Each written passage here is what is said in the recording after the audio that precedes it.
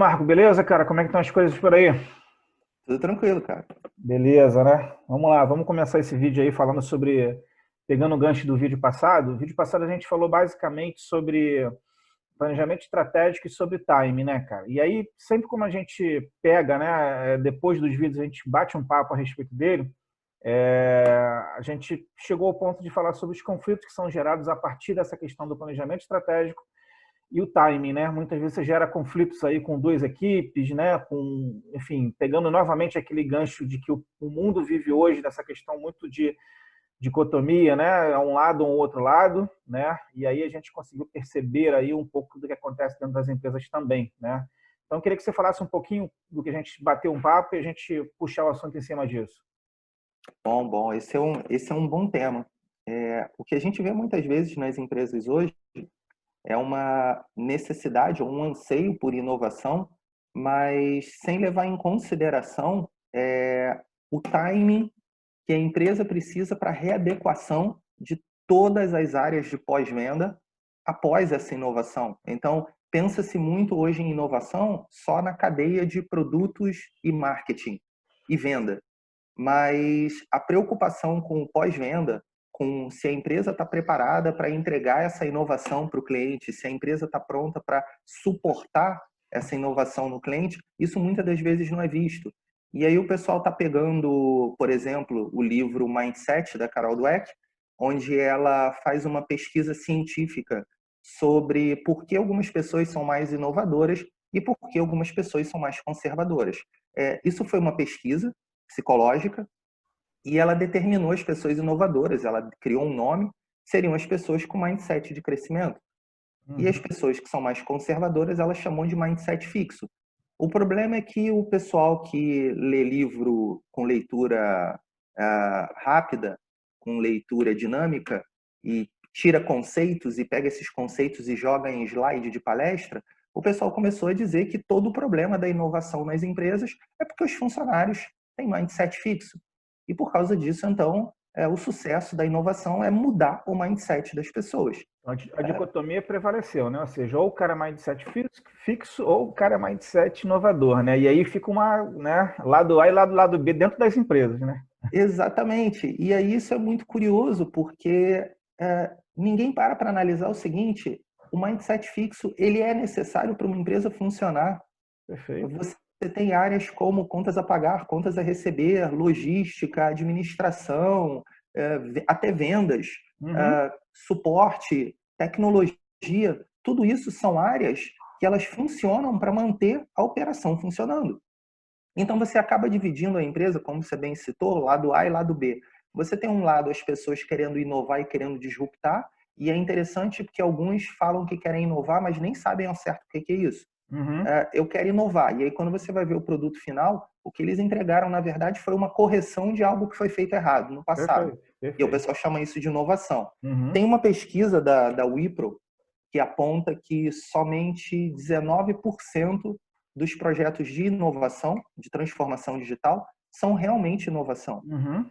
O restante são correções de coisas que foram entregues sem funcionalidade ou foram entregues com erro, e o pessoal está chamando isso de inovação. No Brasil, esse número cai para assustadores 4%. Então, Nossa. 4% dos projetos de verdade são inovadores.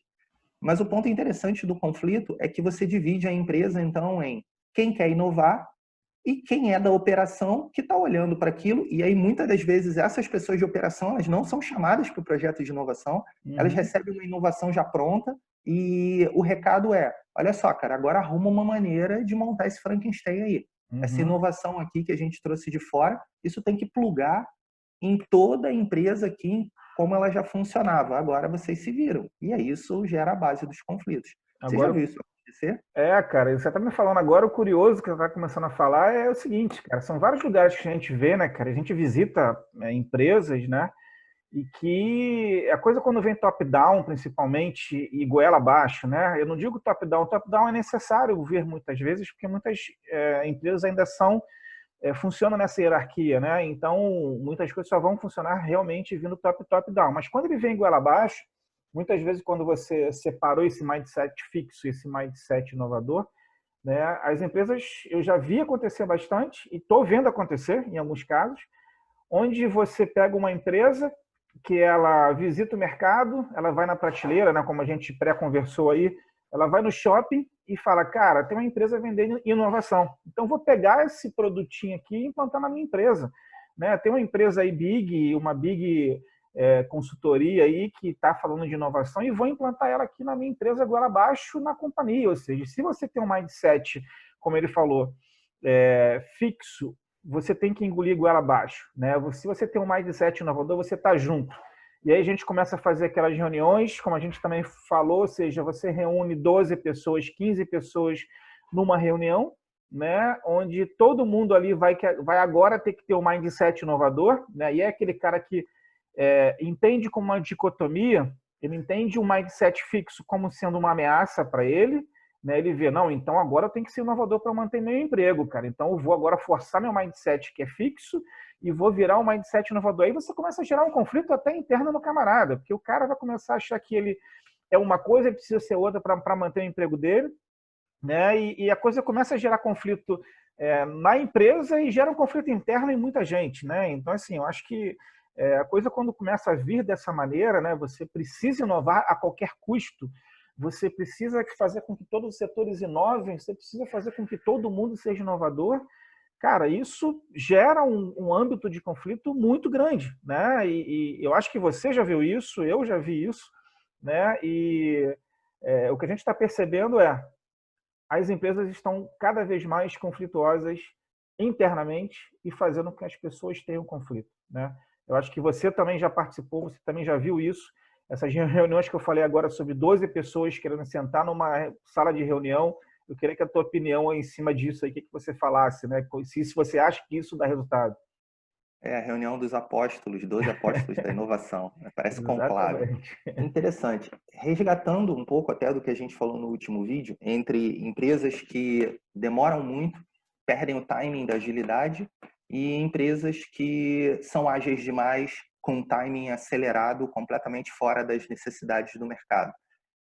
A gente tem essas empresas que a inovação ela é um tema quase que uma zona desmilitarizada.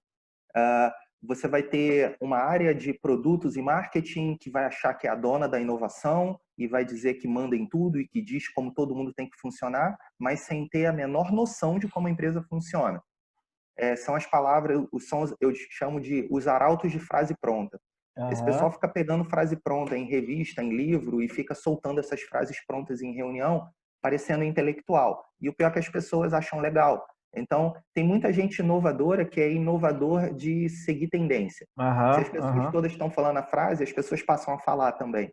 Isso é Exato. muito comum em empresa. Então, você tem o pessoal de marketing e produto, você tem o pessoal de operação, você tem o CIO, você tem o CTO, aí você tem empresas agora criando o head de inovação, criando o head de linha Agile, o head de Agile, você tem vários cargos. Quando eu olho para uma empresa com vários cargos relacionados à inovação, a primeira pergunta que eu me faço é: quem realmente é o patrocinador disso? Quem é o owner disso? Porque me parece muito mais uma reunião onde todo mundo vai entrar e vai dar palpite, vira reunião de palpiteiro de inovação. Uhum. Ah, porque todo projeto ele tem que ter alguém que bate no peito e fala: essa inovação é minha. Eu vou tocar essa inovação e vou formar um comitê. Vou formar um comitê. Então, empresas muito tradicionais e muito lentas, por experiência própria, às vezes a gente gasta quase 1 ou 2 meses só para conseguir montar uma matriz RACE, uma Perfeito. matriz de Uhum. responsável, aprovador, consultado e quem vai ser informado com as pessoas que estão na sala. Uhum. Uhum. Porque todo mundo quer ser inovador, mas ninguém quer ser responsável. Uhum. Todo mundo quer ser inovador, mas você não consegue descobrir quem é o aprovador. Você não consegue descobrir quem é o maior interessado. Mas todo mundo quer fazer parte da inovação para depois distribuir toda a honra e glória da Até porque é grande hype, né? inovação É disruptiva. hype hoje, Exatamente. né? Você está pertencendo, né? Você bota até no teu currículo se bobear, né? Pertenço ao grupo de inovação da empresa tal, enfim. E aí eu já fiz, por exemplo, reunião de design thinking, onde é engraçado, porque as pessoas se odiavam, Uhum. mas o presidente ou o dono mandou todo mundo fazer parte do projeto de inovação, mas as pessoas se odiavam. E aí vai todo mundo fazer brainstorm de ideia de inovação. Eu olhava de fora para aquilo e eu falava, cara, que teatro. Uhum. E no final não tinha solução nenhuma realmente inovadora, porque ninguém estava unido num propósito único. que as pessoas queriam ali era um sair fora daquilo, o outro se safar, o outro transferir responsabilidade, enfim. E no outro lado, você tem as empresas querendo soluções inovadoras muito rápido. Então, é o que você falou, a pessoa vai na prateleira, vai lá, cara, qual é a empresa de consultoria ou qual é a solução inovadora que eu plugo aqui na minha empresa e a partir de agora a gente fica inovador. E aí, Ou quais as empresas que falam as frasezinhas que eu tô falando, né, cara? As empresas, olha exatamente. isso, né? Eu falei sobre mindset, eu falei sobre, né, tudo. Opa, aquela empresa falou sobre isso, né? Então, essa é a atração, né? Uhum. E aí você tem uma coisa que eu vejo também hoje, que é, antigamente você tinha pesquisa e desenvolvimento. E aí você tinha um orçamento de pesquisa e desenvolvimento que era feito por cientistas ou pessoas que tinham um papel de só fazer análise de mercado, análise de tendência e propor solução. Você tinha também a chamada área de qualidade ou de melhoria contínua, que ficava baseado em indicadores, olhando o que precisava ser melhorado e também analisando tendências. E você tem hoje as pessoas fazendo hackathon. Então, chama-se isso de Open Innovation. Eu pego um terço da minha verba de pesquisa e desenvolvimento, às vezes bem menos. Eu tenho visto o Open Innovation pagando R$ 5.000, Uhum. pagando R$ 10.000. Você pega um pessoal de startup que está começando, você joga lá um desafio. É engraçado como as pessoas têm uma capacidade de criar nomes bonitos para coisas que, na verdade, não são tão bonitas. Então, Uhum. você pega um décimo da tua verba original, joga no meio de um pessoal de startup, que está muitas vezes dentro de um espaço a troco de espaço e torneira de chopp e café liberado. E aí você joga lá um desafio, esse pessoal fica virando noite para arrumar uma solução. Essa solução é muito barata do ponto de vista de verba que a empresa teria para desenvolver algo. E aí você pega aquilo, bota a startup para desenvolver por um tempo. Eu já vi startup ser tirada de programa de aceleração só para desenvolver solução de Open Innovation. E aí a Uhum. startup acaba mudando o propósito do pitch dela só para atender um cliente, porque o cliente entrou com dinheiro.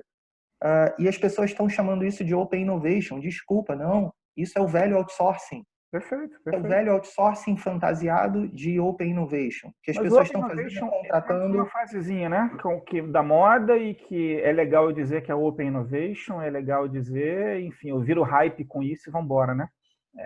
E Sim. as pessoas estão contratando isso e botando o nome da moda, mas não, o que você fez foi outsourcing barato Uhum. e depois você volta ao mesmo problema do conflito que a gente falou, Perfeito, porque você vai vir com perfeito. uma solução de fora, que do ponto de vista de TI, muitas das vezes foi desenvolvida sem reutilização de código, Uhum. foi desenvolvida sem as melhores práticas que a empresa já tem de arquitetura de código e desenvolvimento, e aí você tem que, de alguma forma, botar isso para funcionar.